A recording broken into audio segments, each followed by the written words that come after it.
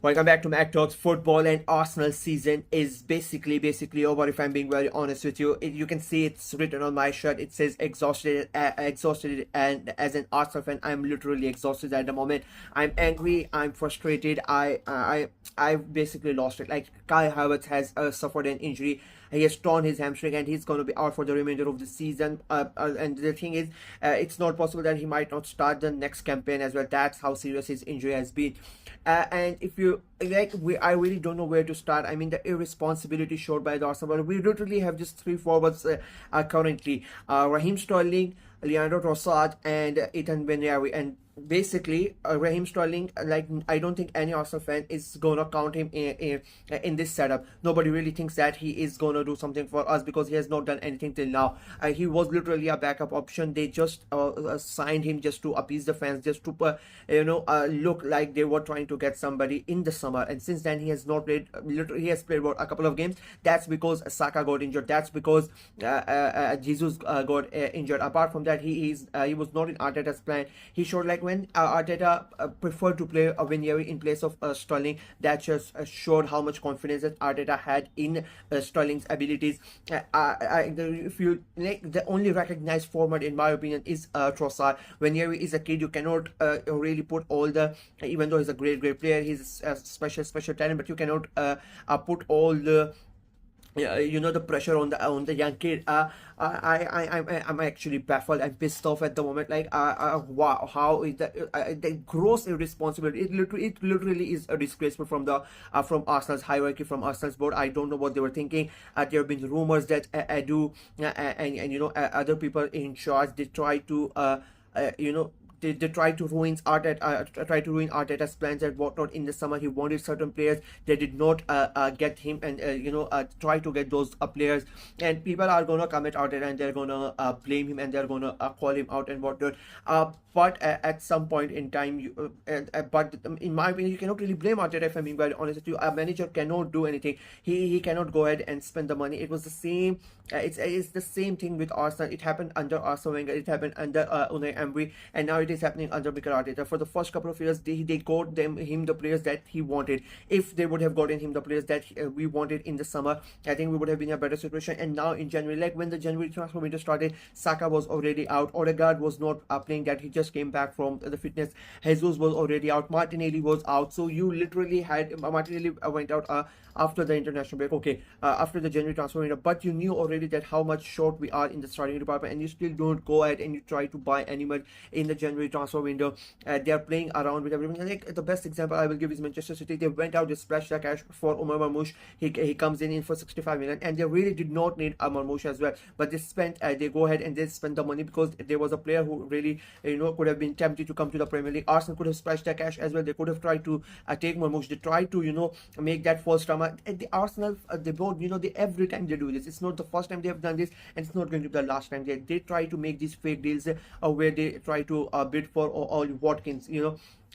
Everyone, I don't think there was any Arsenal fans who genuinely thought that we were gonna go in for Watkins. We knew it was just a facade. They just wanted to show that we tried, and they made a drama. They just made one bid, and after that they were like, Aston Villa are not willing to sell and we cannot do anything. It was all just a ploy.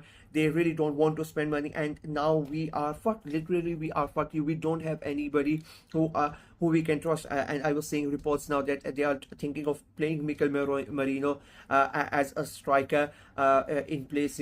Trying to experiment with him. So I really don't know what is happening here. I feel so sorry for Kai Havertz. Like, he's one of those players that he gets a lot of stake, but the amount of work the guy does is he is one of the most robust players. That is, he runs every 90 minutes. He's not gonna just stay there. He continuously he's running. He's like one of the most one of the players that has covered the most ground in the entirety of the league, and he's mostly plays center forward, but he never gives up. You will see a guy running everywhere, and he has played constantly since he has come to Arsenal. It is the problem with Saka. They played him constantly. We did not have a backup for Bukayo Saka for about 2 seasons, so he had to play every single game, and we saw he suffered a big injury. Gabriel Martinelli, we don't have, until Trossard did not not come. We really did not have a good replacement for Martinelli, and he gets injured. Now for Kai Havertz as well.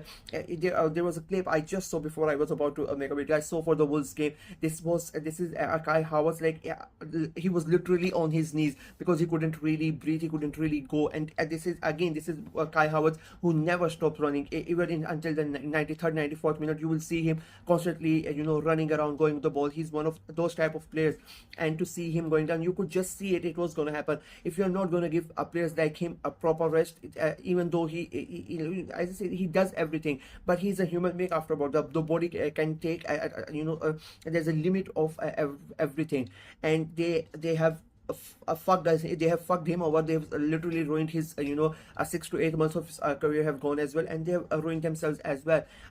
You still have, I don't want to call them idiots, but people acting like idiots, they are saying that Martinelli is going to come back in certain times, Saka is coming back in certain time. It doesn't really matter. Saka coming back after a big injury, I don't care how much of a great player he is, it's still going to take him time. There's going to be match fitness involved, and he's going to basically come in at the end of March. So that is going to be at the peak of the supposed title challenge we are in. I don't know if we are going to be in the title charge by the time Saka and Martinelli come in, and we don't know. We are not going to be in the Champions League as well by the time they come back, because it's not going to be easy. Right at the end of the season, you have so many important games. They are going to come back to back. Every single game is going to be so important, and you have to play. I cannot imagine we have to rely on Raheem Sterling. Like, the guy has not done anything since since he signed for Arsenal, and he's on loan as well.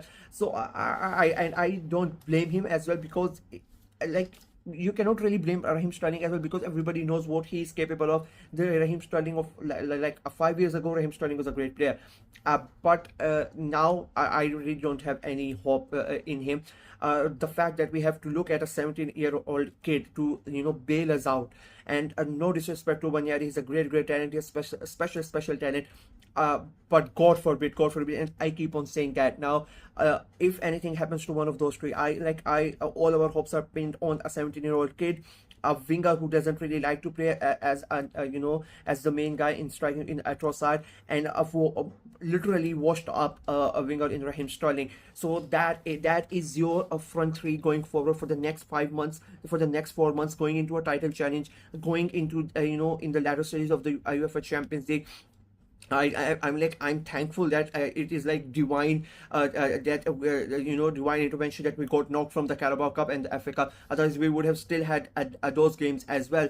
It is so fucked up. Edu has gone, he's done his thing, and he has gone. You need to sack everybody in that at the hand of technical areas, who all of those people who were in charge of getting the players in. You need to go ahead and you need to sack them, but it is not going to happen. It has not happened before. It is not going to happen. The Korean kids, they can come out and they can say all the shit they want, that we are trying and whatnot, and to an extent, for the last 2 seasons they have been trying. You cannot really say, but this season it has been absolute blunder. I don't really care who was in charge of all of these dealings, but there should be answers to the fans. You cannot expect people to go and spend their hard-earned money and then you don't deliver. It is bizarre, and I will be very surprised. It is still a miracle. It just shows that how much of a good squad we have. And this is why I want to praise Mikel Arteta. And people are not going to like, some of the people are not going to like what I'm going to say, but the reason I'm going to praise Mikel Arteta is because he has been handicapped. He's literally been handicapped. He was not given the players that he wanted, and with so many injuries, we are still just 6 points behind Liverpool, and we were the third best team in Europe in the Champions League. That is a big achievement. If he would have been given the players, if they would have wanted to spend the money and gotten him the resources that he needed, maybe we would have been at the top of the league. A lot of things referees have come in, and everything has happened. You can play the victim card. I will go along with you that referees fucked us over and whatnot, and I've been saying this for almost 2 months now, that 10 points have been taken from us because of the referees, and we would have been ahead of Liverpool. That is a completely different thing. But what we have done for our transfer business, that is on us, that is on the board, and that is a disgraceful, that is a shameful thing. So I will still praise Mikel Arteta because of everything. Despite everything that has happened, we are still in the title charge. and we are still in, in the Champions League, and we might ahead, it's a cup game, it's a cup format now. We might go ahead and somehow win it as well. You never know in this type of situations, but it is a really bad situation. And I literally, there was a tweet and I laughed also. Like, it literally is set piece and inshallah ball from right now. For Arsenal fans, it's just, you just have to pray to, to all the gods that, you have to go ahead and somehow we need miracles right now, because that is absolutely disgraceful from the board. So I just don't know what is going to happen. It's going thankfully we don't have games this weekend, so at least Arteta can try to do something in their camp in Dubai, but it is a big blow to Arsenal, and it will be quite interesting to see what happens when they come back next weekend for the Premier League. So yeah, that's from me in this video. Let me know what you guys think of the entire situation. Who do you think is at fault, and do you think Arsenal really have a chance with Trossard, Vigneri and Sterling at the top, or do you think it is over for Arsenal? Let me know in the comment section below. Like the video, share it as well, click on the notification bell, and of course subscribe to the channel. We are trying to get to 500 subscribers before the end of this month, so please go ahead and subscribe and help the channel out. Until next time, bye bye.